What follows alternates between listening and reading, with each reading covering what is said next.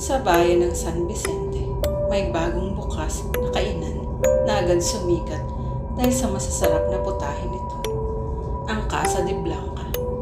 Mabilis itong dinarayo ng mga tao, lalo na tuwing gabi. Ang may-ari nito ay si Mr. Silvio, isang negosyanteng mahilig sa kakaibang putahe. Isang araw, nagpasya siyang mag-hire ng bagong kusinero dahil biglang nagkasakit ang dati nilang chef. Dumating ang isang lalaking payat, maputla at tahimik. Nagpakilala itong si Mang Dante at tubong kapis. Hindi na nagdalawang isip si Mr. Silvio na tanggapin si Mang Dante dahil maganda naman ang record nito at may background na din bilang chef sa mga restaurant sa Manila. Kaya agad nila itong pinasok mag-training sa restaurant sa loob ng 3 araw. Hindi madaldal si Mang Dante, isang tanong, isang sagot lang ito. Bagay na nahihiwagaan si Mr. Silvio, pero nang matikman ni Mr. Silvio ang kanyang luto, lalo na ang adobong baboy, ay tila para siyang nasa langit sa sarap.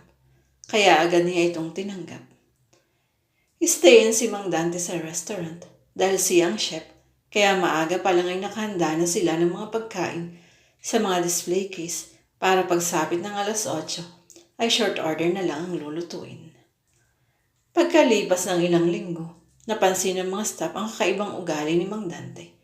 Hindi raw ito lumalabas ng kusina tuwing araw at kung minsan, may naaamoy silang malansang dugo kapag gabi na. Baka naman baboy lang yan, nagkatay siguro. Sabi ni Rosa, isa sa mga waitress. Pero isang gabi, may nakarinig ng malakas na tunog mula sa likod ng kusina. Nang silipin nila, nakitang may nakasabit na bangkay ng pusa sa lababo. Nawawala ang lamang loob nito. Kinabukasan parang walang nangyari. Ngiti na ang tugon ni Mang Dante sa mga nagtatanong. Salbahe kasi, sabi niya, kaya tinodas ko na. Mula noon, napansin ni Mr. Silvio na dumarami ang customers nila. Dinadayo na din sila ng mga parokyano mula sa ibang lugar. Matikman lang ang kakaibang lasa ng mga luto nila na kung pagmamasdan ay pangkaraniwang mga putahe lamang. Pati mga kakompetensya nilang mga restaurant sa lugar nila ay unti-unti nang nawawala ng mga customers at lumipat na sa kanila. Walang mapaglagyan ng tuwa si Mr. Silvio habang dinadagsa ng mga pumipilang customer ang kanyang restaurant. Kaya dinagdagan niya ang sahod ng mga tauhan niya. Pero may isang bagay siyang napapansin dahil habang tumatagal, parang may kakaiba sa mga customer nila kung kumakain. Parang laging gutom. Walang sawang umuulit ng order at may mga pagkakataong maitim na mantsa sa gilid ng labi nila. Maging siya napapadalas ang pagkain ng sariling luto ni Mang Dante at hindi niya maipaliwanag kung bakit parang hinahanap-hanap niya ito gabi-gabi. Isang araw may mga dumating na barangay tanod sa restaurant nila. Narinig niya sa mga ito habang kumakain na may nawawalang mga tao raw sa lugar nila, mga palaboy, bata, at maging ilang customer na galing pa sa ibang lugar ay hindi na nakauwi. Palaisipan sa kanila ang ganitong pangyayari dahil sunod-sunod na daw itong nangyayari sa lugar nila.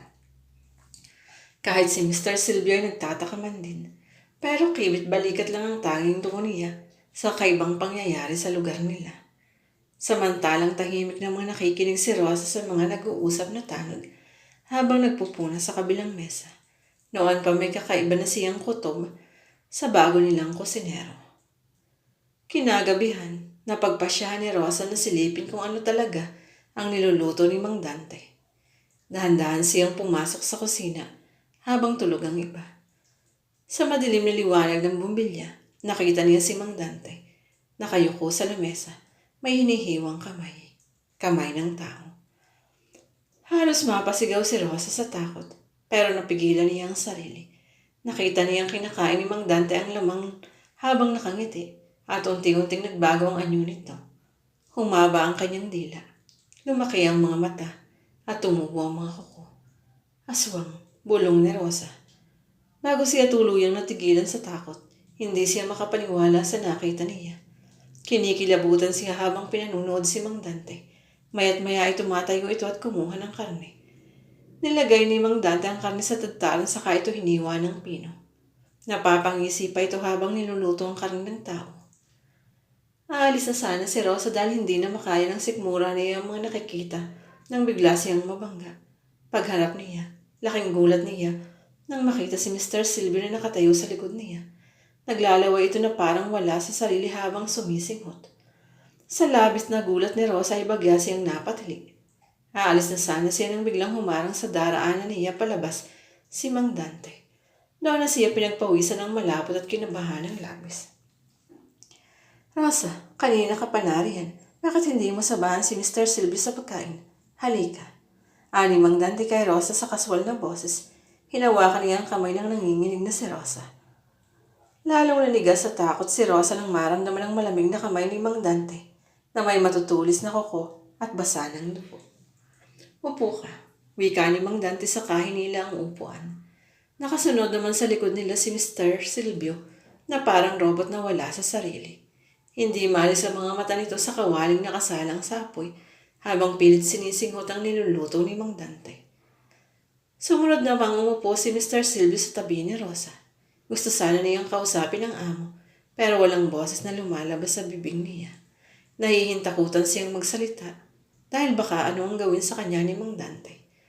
Lalo siyang nag-alangan dahil hindi ito kumikibo.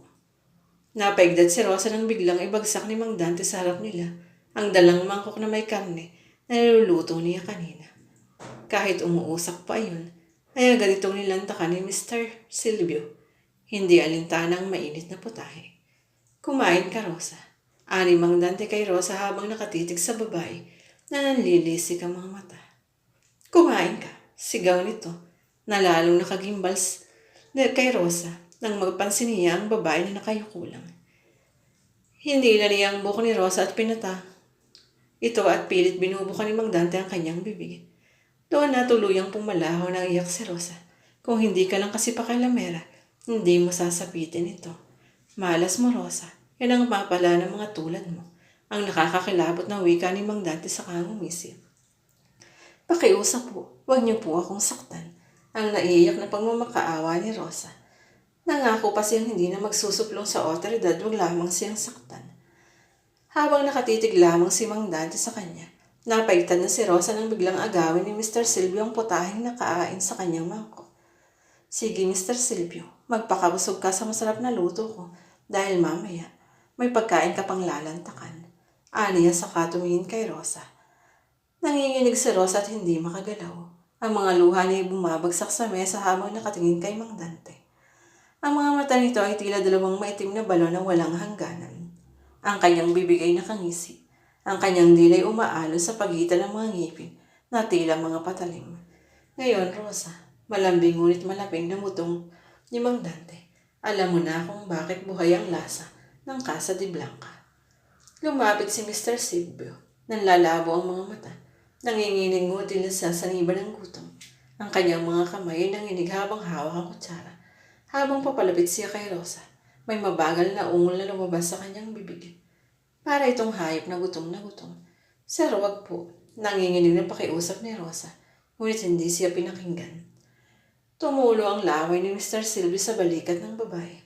At sa isang iglap, parang pinunit ang katahimikan ng gabi. Isang sabay na ungol at hiyaw ang humalingaw-ngaw. Tumilapo ng mesa. Bumagsak ang mga plato. At ang apoy sa kalan ay tila lalong nagliyab habang sumisigaw sa Rosa. Ngunit wala nang nakarinig sa kanya. Tanging ang tunog ng pagngasab at paghiwa sa laman niya ang umalingaw sa loob ng kusina. Si Mang Dante ay nakaupo lang sa dabi. Nanonood na parang maesto sa harap ng kanyang sining.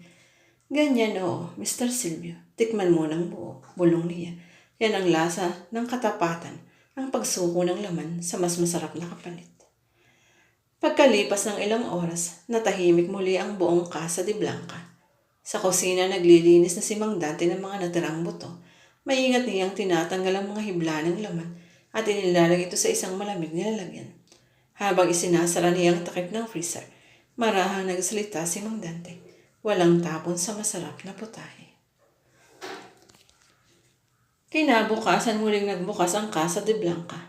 Mabango ang paligid at may bagong menu na nakapaskil sa labas. Special of the day, adobong ala dalaga. Word man pakinggan, pero dinagsana naman ng mga restaurant. Si Mr. Bill Silvio, suot ang kanyang bagong apron, ay nakangiti sa mga parokyano. Wala sa kanyang mukha ang kahit anong bakas ang nangyari kagabi. Tila ba nalimutan niya ang lahat o baka tinanggal na yun ng gutom na may sariling alaala. Habang nagsasalin siya ng sabaw sa mangkok ng isang batang customer, napansin ang ilang na may itim na marka sa gilid ng kanyang labi. Manipis at parang peklat, pero hindi yun big deal sa kanila dahil natatakan na sila sa napakahalimuyak na putahe. Sa likod ng kusina, si Mang Dante ay nagluluto ng bagong putahe.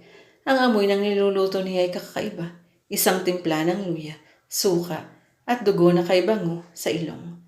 Habang tinatatan niya ang karne, marahan siyang umaawit. At sa bawat pag-ikot ng sandok, sa kumukulong kawali, tila may mahining tinig na humihingi ng tulong mula sa ilalim ng sabaw. Ngunit sino pa ba ang makakarinig?